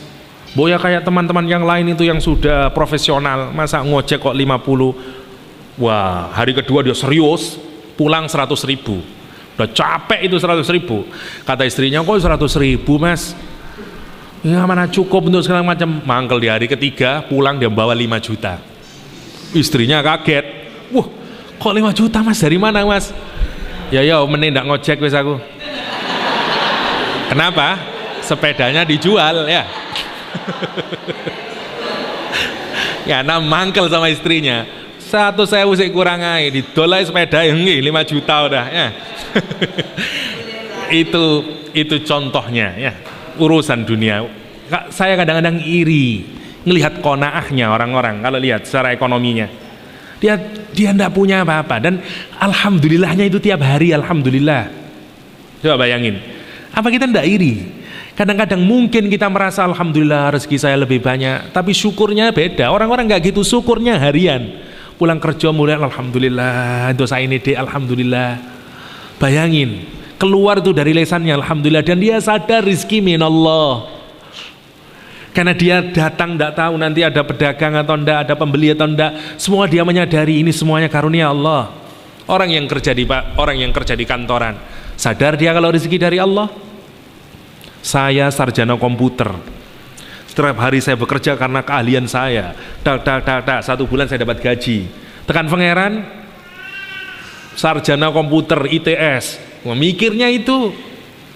Coba kalau kita renungin, semakin orang jauh dari Allah. Kadang-kadang kita iri. Saya ngeliatin kalau orang pedagang-pedagang yang miskin-miskin itu hatinya baik dan dia taat sama Allah, subhanallah, boleh jadi di mata Allah dia lebih mulia. Karena sadarnya tiap hari, kesadaran dia mencari rezeki langsung dari Allah. Orang-orang semakin pintar, yang dirasa makin pintar, dia lupa sama Allah. Dan itu yang dikatakan Qarun. You bilang rezeki ini dari Allah? No way. Qala hada min ilmi ini. Utituhu min ilmi, semuanya ini aku dapatkan karena ini, karena doktor saya, karena master saya, karena sarjana saya. Orang menjadi lupa. Yahsab annama lahu akhlada. Kalau sudah kayak begitu, nanti pelan-pelan yang membuat dia merasa nyaman, aman, tentram, hartanya. Saya alhamdulillah bulan ini sudah segini, alhamdulillah untuk bulan ini dek aman kita, tentram dia. Bulan depan, tapi untuk bulan depan ini tidak cukup kayaknya ini, sumpek lagi, kayak gitu. Orang yang miskin harian hartanya tidak sumpek, mulai yang guyu, ya apa cadul budal kerja isi durung tuh duwe, alhamdulillah sama cadul, oh yo, ya nanti tenang, hanallah. Renungin itu sehingga kita bisa bersyukur. Sehingga kita bersyukur, alhamdulillah kita tidak di posisi seperti mereka. Mestinya tambah syukurnya, alhamdulillah ya Allah, rezeki saya ndak harian, rezeki saya udah dipastikan ada untuk 1 bulan. Ngono nggak kalah syukurnya, kan saking nemennya kalau kita pikir. Subhanallah, mestinya saya yang tiap hari lebih banyak. Alhamdulillah Gusti, nonton uang nasi goreng, alhamdulillah saya ndak disibukin malam-malam terus tanpa tahu. Udan, saya sering nanyain, kalau gitu itu nanyain. Misalnya kalau lagi hujan, tahu tek pun telas pak, aduh dek, saya dorong mas, saya kait metu, mbo iki, saya dorongin ya apa ya. Apalagi kalau dia punya anak, punya istri, apa ndak merintih dia sama Allah. Subhanallah. Jadi kalau kita renungin satu sisi, itu nikmat dari Allah, karena dia dari peluang untuk menjerit kepada Allah. Kalau dia punya iman yang baik. Tapi kalau ndak punya iman yang baik, ya kadal fakru ayakuna kufron. Tambah muancel ini pangeran nih misalnya, dan terus awak ini susah nggak rezeki ya. Misalnya bisa jadi. Tapi sekali lagi jama' amalan wa'addadah itu kalau terus menerus mengambil kita hanya bisa menyangka kesuksesan, ketentraman, keamanan yang memampukan kita untuk semuanya mendapatkan rasa tentram hanyalah dari harta. Dan itu yang disebut Al-Quran dengan yahsabu annama lahu akhlada. Yang mampu mengekalkan dia adalah hartanya. Dan kita tidak boleh kayak begitu. Yang membuat kita aman, Allah SWT, hasbunallah ni'mal wakil, wa ufawwidu amri ilallah. Aku serahkan semua urusanku, semuanya pada Allah SWT. Itu yang harus ada. Itu yang harus ada. Kita harus punya sikap itu. Karena itu kadang-kadang kalau orang diuji dengan naik turunnya rizki, ambil positifnya. Karena terus terang, kalau kita sedang susah secara ekonomi, kadang-kadang itu alat yang sangat baik untuk mengingat Allah. Sama seperti sakit, macam-macam Allah mengunggah kita ini. Kalau terlalu lama kita tidak mengingat Allah, diuji dengan macam-macam. Ada yang disempitkan rizkinya agar ingat Allah. Ingat Allah. Saya cerita sedikit ya, dulu waktu saya di pesantren tidak dikirimin uang sama ayah. Ya, terutama untuk adik-adik, hanya sekedar tahadus bin ni'mah. Pulang dari SMA ke pesantren, tidak ada masakan. 1 hari udah nak makan, hari kedua saya ke masjid di Pasuruan sana. Habis sholat di pesariannya Ya Hamid, di belakang ada pesantren itu, udah saya minum air banyak. Malam harinya kemarinnya itu mengaji tentang kisah Bani Israel, 3 orang yang masuk gua itu, yang berdoa kepada Allah sehingga batunya disingkapkan. SMA kelas 2 mungkin seingat saya doa sama Allah, ya Allah, saya ini sering puasa sunnah, namanya anak SMA seperti ini, sampean semuanya, tolong ya Allah, saya beli uang 10.000, saya minta uang 10.000, dan yakin benar itu kesadarannya bahwa yang ngasih rizki Allah SWT. Ya, dan minta uang 10.000, keluar dari masjid, ya nggak ada uang 10.000, ya. Masuk lagi, terus duduk-duduk begini di depan emperan masjid, di alun-alun di Pasuruan. Ada orang tua dari Sidoarjo yang nanti jadi bapak angkat saya, sampai yang dia belajar ngaji alif ba ta sama saya, sampai bisa ngaji, sampai jadi haji dan segala macamnya. Orang Gedangan di Sidoarjo. Dia punya konflik sama suaminya, sama istrinya. Punya beberapa ruko di Wonokromo orang ini, cukup lumayan secara ekonomi. Tapi konflik sama istrinya, dia mau minta penentram batin. Atau satu, yang kedua bisa bagaimana istrinya bisa sabar. Ke kiai. Lah kalau ke daerah Sidoarjo malu dia kalau ketahuan, makanya dia ke Pasuruan, nyari kiai-kiai di Pasuruan. Sama kiai dikasih wiritan ditulis dengan bahasa Arab. Celakanya dia tidak ngerti apa artinya itu. Begitu saya duduk itu, diampirin saya, nak, awakmu ngerti iki nak? Loh, namanya anak pesantren ya. Saya jelasin itu artinya begini. Setelah selesai, saya dikasih uang 10.000, persis bagaimana yang saya minta. Sini plongnya di hati itu, subhanallah. Dan rezeki yang kayak gitu, tidak pernah saya berpikir ini karena saya ini bisa ngartikan ini, bukan. Kesadaran di mana? Hada min fadli Rabbi. Itu bedanya. Kadang-kadang kesadaran itu membuat kita mengingat Allah. Karena kita menyadari begitu kita pada posisi tidak mampu, kita bersandar kepada Allah, itu membuat iman kita naik, membuat kita yakin sama Allah, membuat hadir. Beda kadang-kadang. Orang yang dimampukan terus-menerus, hati-hati. Karena kadang-kadang lupa sama Allah kalau terus mampu itu. Kalau sampai tidak pernah susah secara ekonomi, sampai tidak pernah sadar rezeki itu dari Allah. Hak. Syukur saya waktu masa di pesantren dengan syukur saya saat ini, insya Allah lebih banyak syukur saya di pesantren. Karena susah. Besok makan opo, aduh uya mana, aduh segombe uya, ya dulet-dulet, iwak apa? Iwak dulet-dulet istilahnya ya. Jadi mulut sama garam dan segala macamnya. Tapi syukur, dapat nasi saja syukur. Sekarang wis ono nasi, ono iki, anu iku ya, segitu. Subhanallah, itu yang harus kita renungkan. Dan pelan-pelan, makanya hati-hati. Jama'a malan nu'addada. Kalau terus-menerus, yahsabu anna malahu akhlada.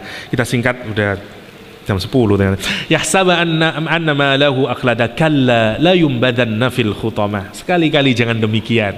Bahwa kamu nyangka hartamu itu yang menyelamatkanmu, hartamu yang membuat kita aman, harta yang membuat kita tentram, harta yang membuat mampu membeli masa depanmu.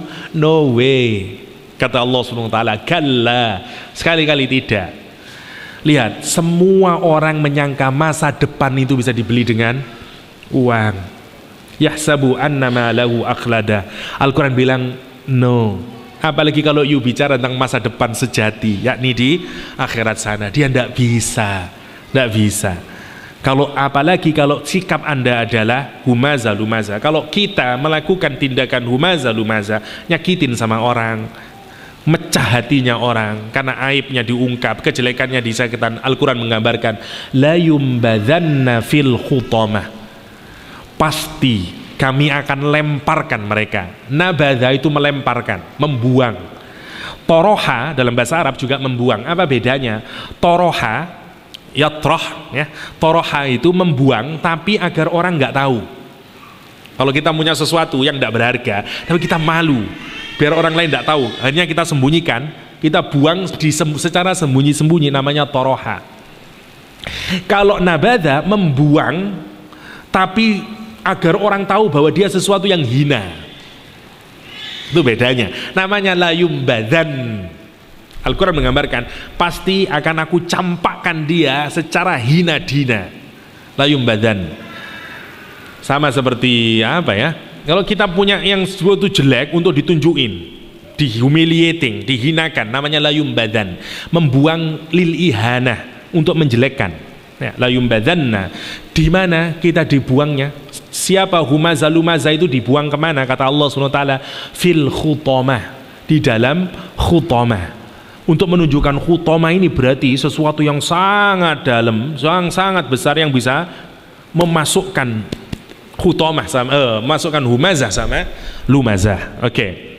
Khutamah sebagaimana yang tadi awal berasal dari kata khutam yang artinya diinjak. Karena itu lihat kisah Nabi Sulaiman, ya.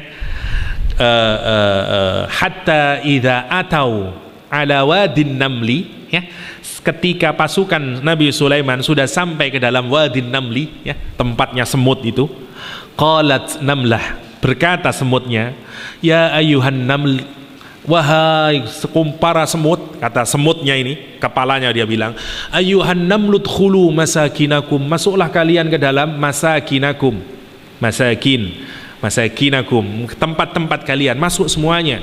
Kenapa?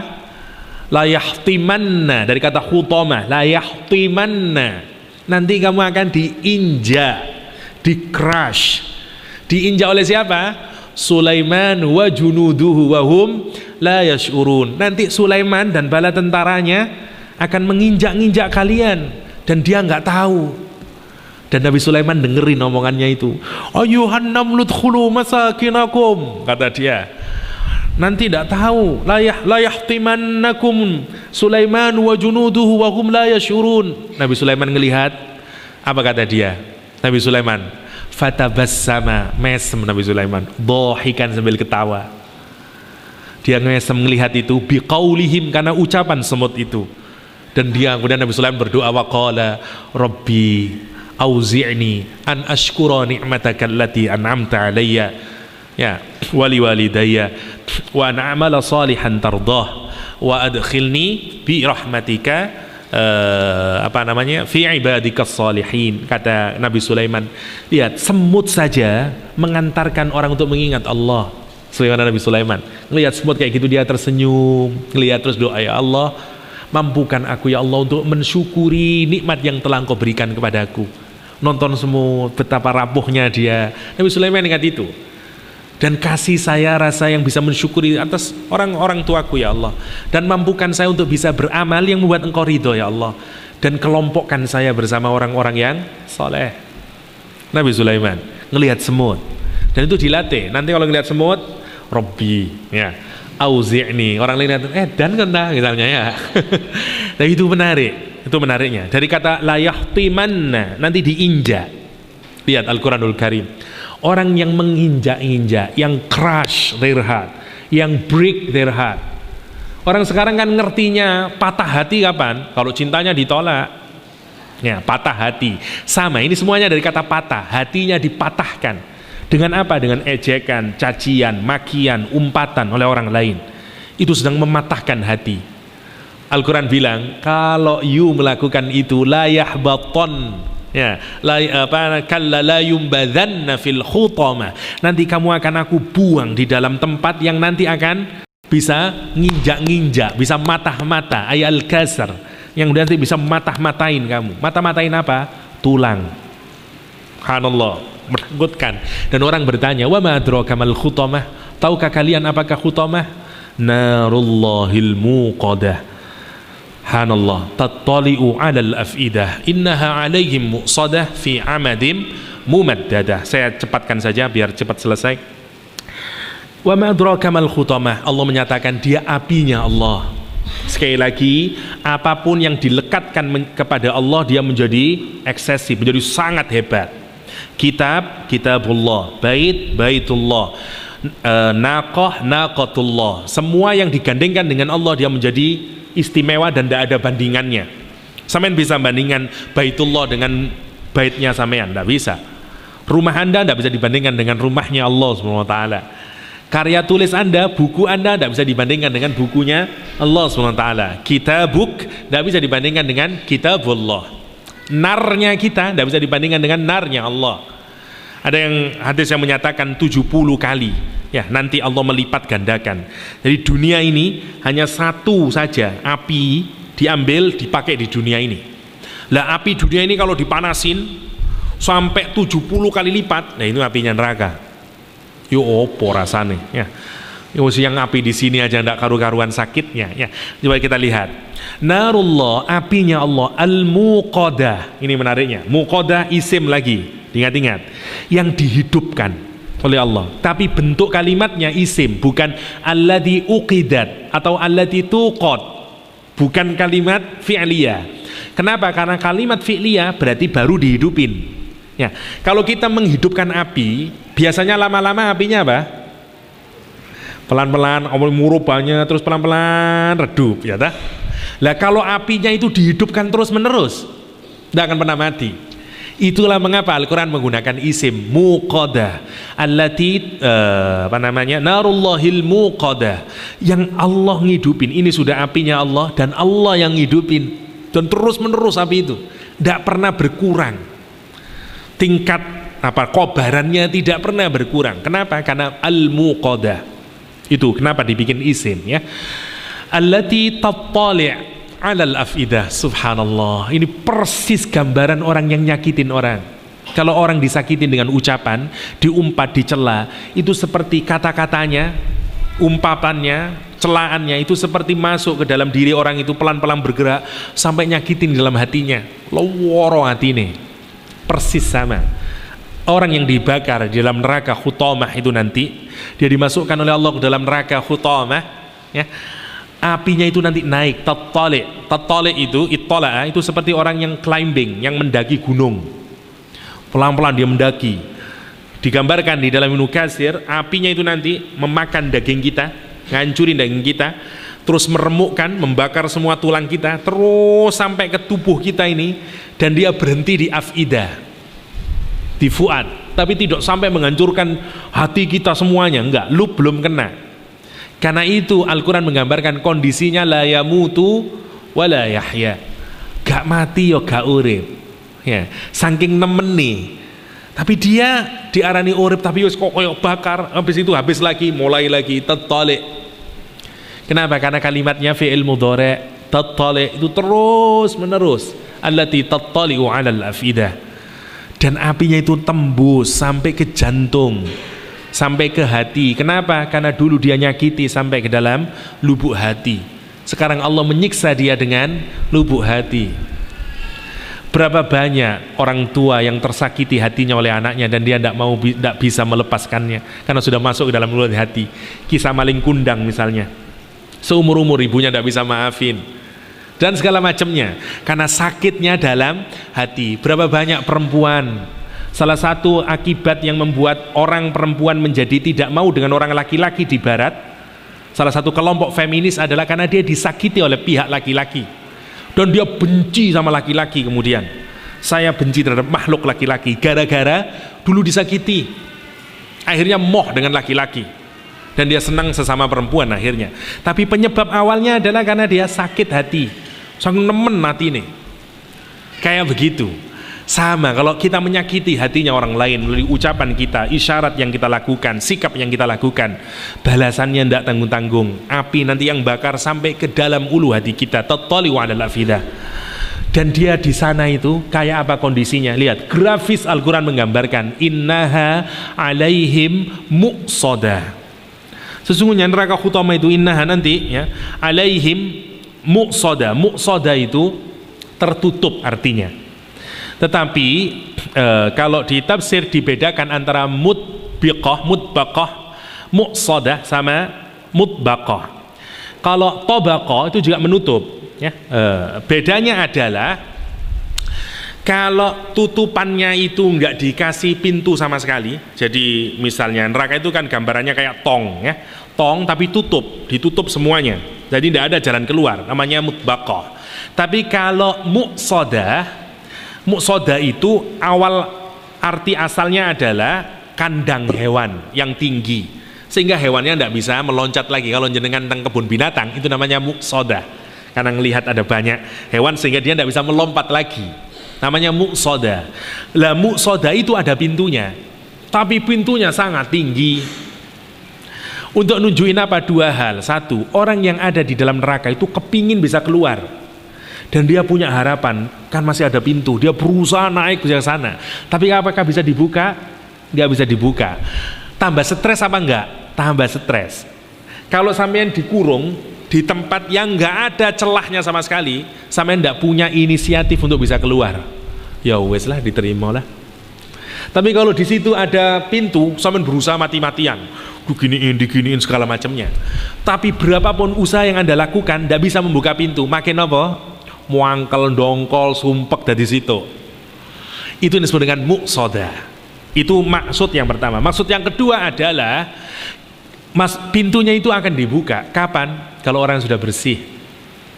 Kalau orang sudah tidak ada dosanya karena habis dibakar, makanya nanti dibuka oleh Allah SWT, dientas, dipindah ke surganya Allah SWT. Karena itulah ada pintu yang disebut dengan muqsadah. Meskipun dia tertutup tapi masih ada pintunya. Itu sebagian tafsir membedakan antara mutbiqah sama muqsadah. Di mana mereka itu nanti ditempatkan? Selain di tempat yang kayak gitu, alai narullahil muqada allati tattali'u 'alal afida innaha 'alaihim muqsadah fi 'amadin mumaddada. Mereka ini berada apa? Di tiang-tiang, fi amad tiang atau pilar-pilar ini. Pilar utama dalam bangunan itu namanya amad. As-salatu imaduddin. Ya, imad itu namanya pilar. Ya, pilarnya ini. Jadi di neraka itu ada pilar-pilar yang sangat tinggi. Dan mereka itu naik mencoba dan segala macamnya, tapi pilarnya itu panasnya enggak karu-karuan. Enggak karu-karuan. Dan mereka itu akan diikat di sana, di kerangkeng di sana, dan apinya akan membakar sampai menuju hatinya. Itu disebut dengan fi amadin mumaddada, dari kata madda. Madda itu memanjangkan. Tapi kalau dikasih tasdid, maddada, memanjangkan sampai sepanjang-panjangnya. Jadi sekarang bayangin, ada kolom. Kalau Anda misalnya, ibaratnya inilah, kalau Anda misal jangan kita lah, kalau ada hewan, ya, kita ikat di sini, terus di bawahnya kita bakar, ininya akan lari ini terus, ya, ke atas. Tapi tidak ada ujungnya ini, karena mumaddada.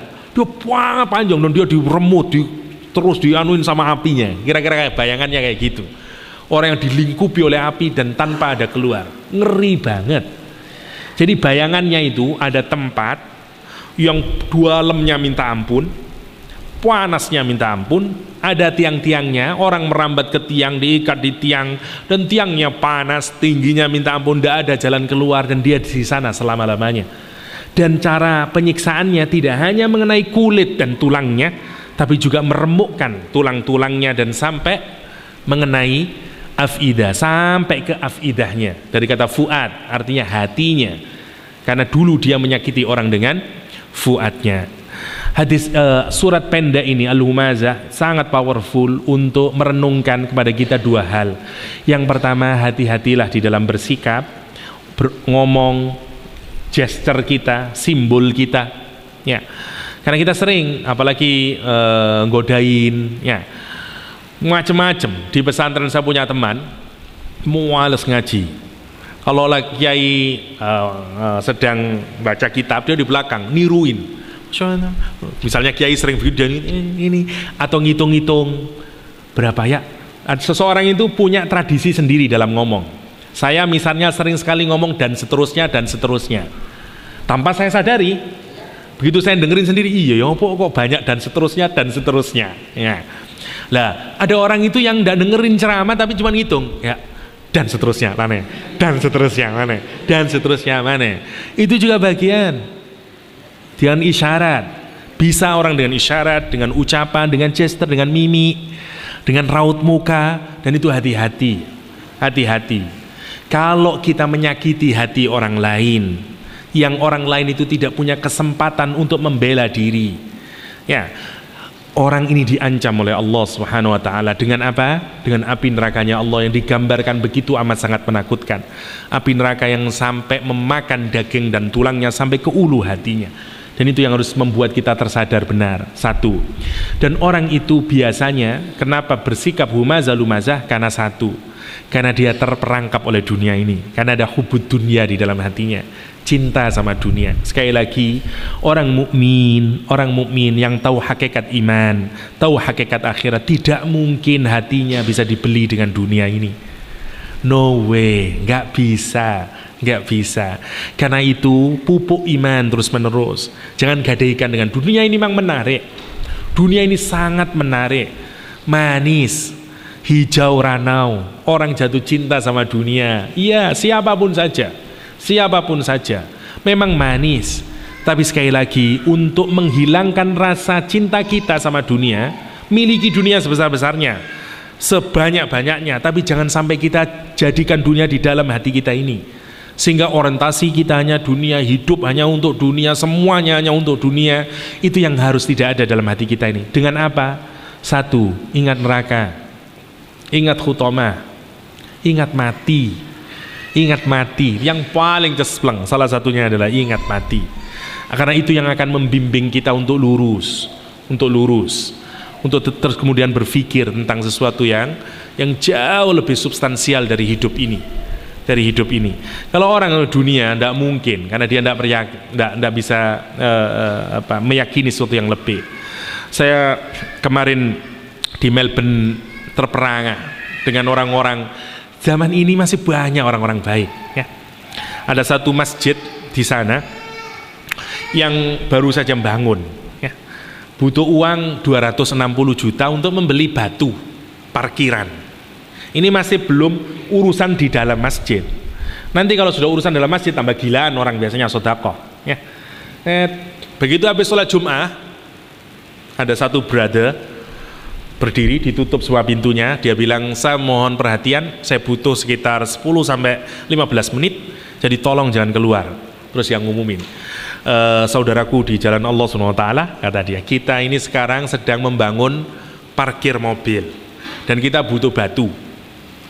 Sudah kita hitung harganya $26.000, kata dia, dan saya hanya butuh 26 orang. Jangan malu-malu, silakan angkat tangan. 10 menit selesai. Saya 2, 3, 4, 5 berhenti. Begitu dapat 20-an berhenti, agak lama. Dia bilang, saudaraku, brother, kata dia, harta yang dikeluarkan di jalan Allah nggak akan berkurang, yakin sama Allah. Saya lagi 26, 10 menit selesai, 260 juta. Subhanallah, saya mikir subhanallah. Orang Turki, orang Libanon, orang-orang subhanallah yang percaya bahwa dia membeli surga dengan itu. Kalau orang mikirnya dunia, nggak mungkin $1.000 10 juta mikir itu. Bukan kencelengan, ayo siapa $1, $10, enggak. Karena takmirnya gendeng-gendengan juga takmirnya itu. Dia bilang, enggak, saya cuma butuh 26. Ya, siapa yang berani?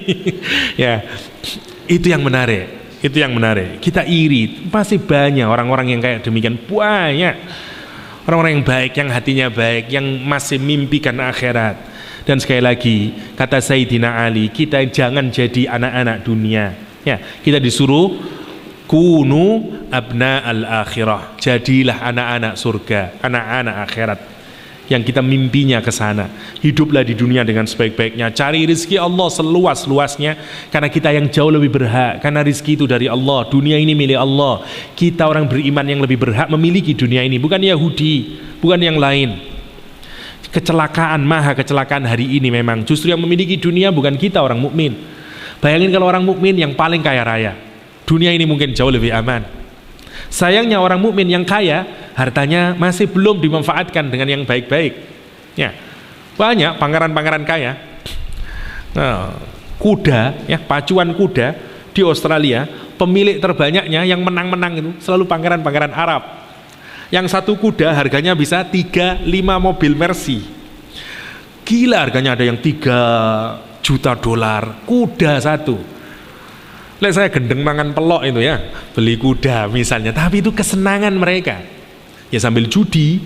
Subhanallah. Bayangin kalau orang-orang soleh, orang-orang yang punya iman, yang memiliki harta benda, insya Allah yang makin banyak uangnya itu yang akan membawa kebaikan.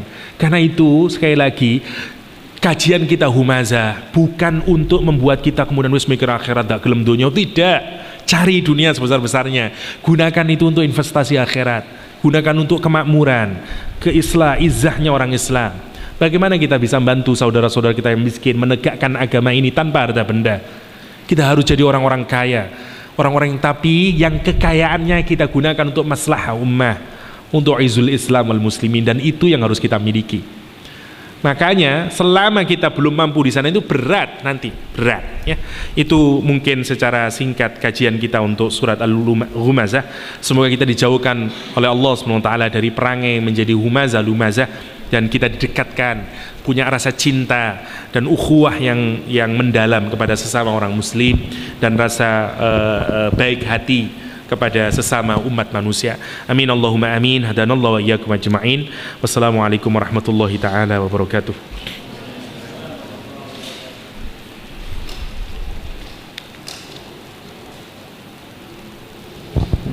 Kepada Ustadz Yahya mohon untuk memimpin doa. Oke. kita akhiri kajian kita hari ini. Semoga semua niat yang ada di dalam hati kita dikabulkan oleh Allah, dimudahkan kehidupan kita, dan terus-menerus terinspirasi dengan Al-Quran, dicahayai hati kita dengan cahaya Al-Quranul Karim. Allahumma salli ala Sayyidina Muhammad wa ala ali Sayyidina Muhammad walhamdulillahi rabbil alamin. Hamdan hamidin, hamdan syakirin, hamdan yuafi ni'amahu wa yukafi'u mazidah. Ya Rabbana lakal hamdu kama yanbaghi li jalalika wa karimi wa azimi sultanik. Allahumma nawwir qulubana binuril Qur'anil Karim. Allahumma ij'alil Qur'ana lana imaman wa nuran wa hudan wa rahmah. Allahumma ij'alil Qur'an hujjatan lana wa la hujjatan alaina. Rabbana hab lana min azwajina wa dhurriyyatina qurrata a'yun waj'alna lil muttaqina imama.